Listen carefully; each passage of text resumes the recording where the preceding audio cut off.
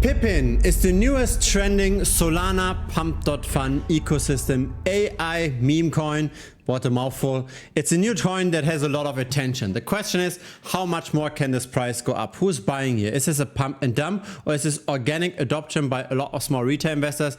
Let's have a look at the on-chain metrics most people are not considering. So we're currently at 28 cents. We are up almost 40% today, and this week we are up almost 500%. Now, I almost bought into the token before that pump. Unfortunately, I haven't. But have a look at this. This is Crypto Equate. There is a link to this platform down below as well. It tracks various influencer wallets as well. And unfortunately, I did not notice the first purchases of Pippin when the price was still at 0.03 cents. But I did notice yesterday how Ansem bought into the token. 14 cents over here, 17 cents over here. Again, within a day, now we are at 27, 28 cents. I always think this is the best way to get some alpha in crypto, right? To beat the market. We simply just copy trade the people that are already beating the market. But yeah, the question now is, can we go even higher?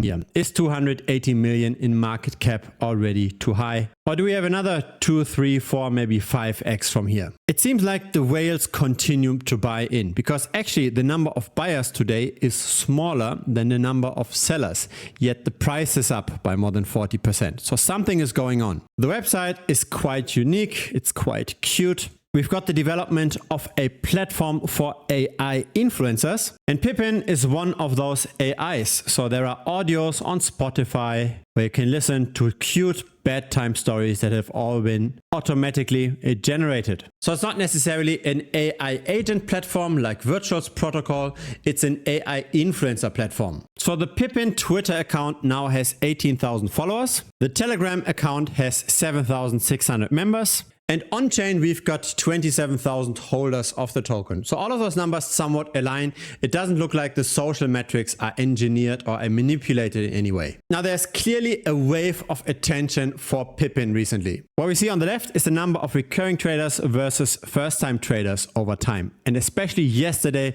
we've seen a lot of new wallets interacting with the token. 8,000 new wallets that bought or sold the token. We can ignore the latest data point because today has just started. Maybe we see another all-time high again. We see a very similar setup for the trading volume. So that's in US dollars on the left and normalized to 100% per day on the right. A lot of attention upon launch and then now a second wave. What is very interesting is how the whales tend to take over more and more of the trading volume. In other words, it seems like potentially the market makers might be accumulating the token. Small retail and medium-sized retail now is taking up less of the trading volume in the last few days. And so that's quite interesting, right? Because the number of whales is actually not going up, but the ownership by the whales is going up. So what we see on the left is the number of wallets with 3,000 tokens. So that's roughly $1,000 worth of the token. In the middle, it's $10,000 worth of the token. On the right, it's $100,000 worth of the token. Again, we see a quite nice wave at the beginning. And it's very interesting how even though there is more accumulation in the recent past, it's nowhere comparable to how many wallets entered upon launch. But the trading volume is at new all-time highs. Isn't it interesting, right? So the volume tends to be now triggered by fewer wallets. And so this is then how that looks like in the percent ownership by the different wallet cohorts. The wallets that have at least $100,000 worth of the token now own 78% of the supply. Small retail that owns less than $1,000 worth of the token now only owns 1.1%. So it's a clear takeover by the big guys. Now we are currently in an expanding market. There's money flowing in from traditional finance into crypto. We can see this in the stablecoin market cap. I like this chart quite a lot because it has very little volatility and it shows us very clearly if we are currently contracting and we should be betting on falling prices, or if we are expanding and money is flowing into crypto and we should be betting on rising prices. Since October of 2023, the circulating stable supply has grown by 62%. We are now at $188 billion.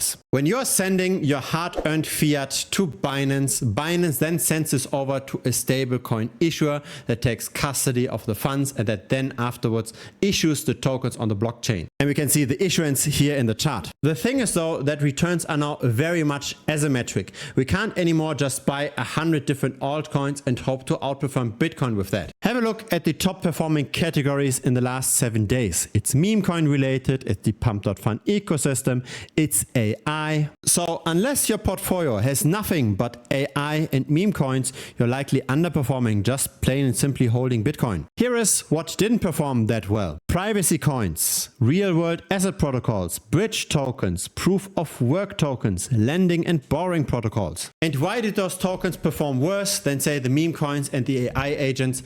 It's because of tokenomics. Everybody got burnt after the DeFi summer because of token unlocks, right? Venture capitalists sold all their allocations. And so when we're speculating with a lot of risk anyways, when we buy all of those altcoins and we want to get the upside, why not simply play fairly player versus player? This is, I believe, why AI and why the meme coins are doing that well. Here, have a look at this, right? This is the tokenomics of the balancer token. This is how much the balancer supply increased over time. Within the span of 4 to 5 years, the supply more than 3x'd. And that then means that the token has to underperform Bitcoin and Ethereum.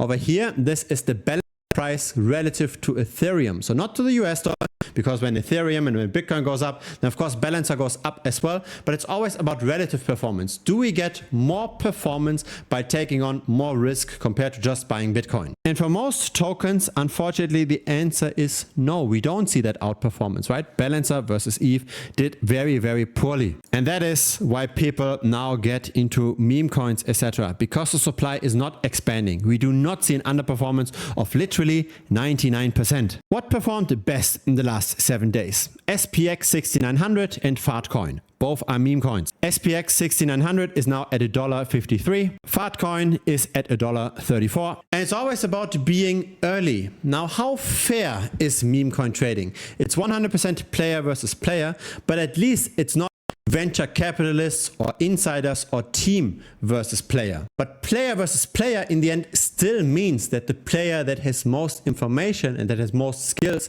tends to make most money. So simply just gambling on altcoins isn't going to cut it. It's about getting the right info. And so have a look at SPX 16900. There are several alerts here, and Kyle Chessy bought the token at 47 cents. Again, now we are more than 3x that value. Or have a look at Fartcoin. Kyle Chessy bought at 4.5 cents. And he's not buying small amounts, right? He's buying 20K over here. Those 4 to 5 cents turned into $1.34. So that's a 25x from here, right?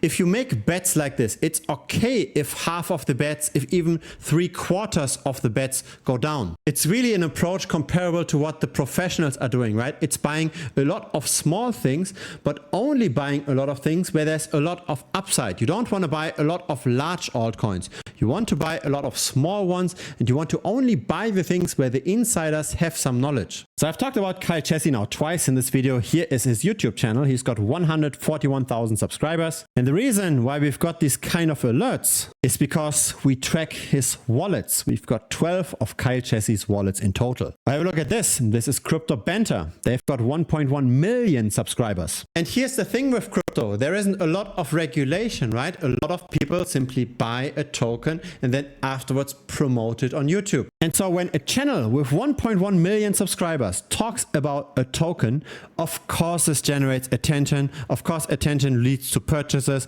and of course purchases lead to rising prices. And we've got 33 of Crypto Banter's wallets. We know when they are buying and selling. Or check this out. Alex Becker's channel, 1.55 million subscribers, even more. We've got 12 of his wallets. Making money in crypto, I believe, is all about buying with the anticipation that more people will buy afterwards. Now, if influencers buy something and they talk about something, it's likely that there will be a lot of purchases afterwards, right? Depending on how large the token is, of course, and how large the following of the influencer is. If Alex Becker is talking about Bitcoin going up, it's very unlikely that that's going to move the needle. But if Kyle Chessy is buying Fartcoin for 4 cents, then this might move the needle. Now, I like this strategy that much that I made a dedicated tutorial section just on this topic. How can we find influencer wallets? How can we track influencer wallets? And how can we interpret the signals that we get from the tracking? It's all part of the premium membership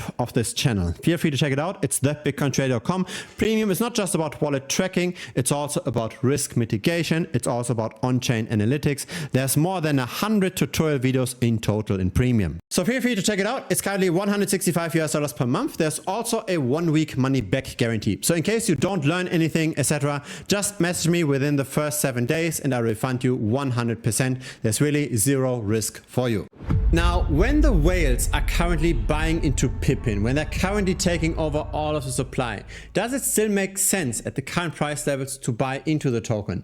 Let's have a look. The AI influencer framework is still in development. It's in active development, but we can't really see this yet on GitHub. So it's a very speculative investment. It's different to buying, for example, the Virtuous protocol, where we can already see the usage, right? Where we see new tokens getting launched daily. We do not yet see new AI influencers that get launched daily, but this is apparently the target. We are likely going to see the price shoot up whenever we see the announcement of Pippin getting listed on the centralized exchanges. Because the market makers are now buying in, but still most trading volume happens on Radium and on Meteora. There are perpetual futures on MEXC, but I have my strong doubt that this is what all that accumulation is fueled by. Within the Pump.fun ecosystem, 300 million market cap isn't yet massive. We can do another 2x from here. A 3x from here will be a bit harder though. The largest of the Pump.fun ecosystem tokens, Fartcoin, is at 800 million. Within the Solana Memecoin space, of course, there are larger tokens, but is Pippin really going to flip something like Dog with Hat, or Pudgy Penguins, or Bonk? I doubt it. So this is somewhat of a solid short-term play, right? A play to buy the token now in order to then sell it upon listing. A 10x is unlikely going to happen, but an appreciation over the next few days and weeks if the overall crypto market stays bullish is, I think, quite likely. If you got some value out of this video, feel free to subscribe. I publish videos regularly. A like would be very much appreciated as well. It helps the channel grow. See you in the next video, or see you in premium. Cheers!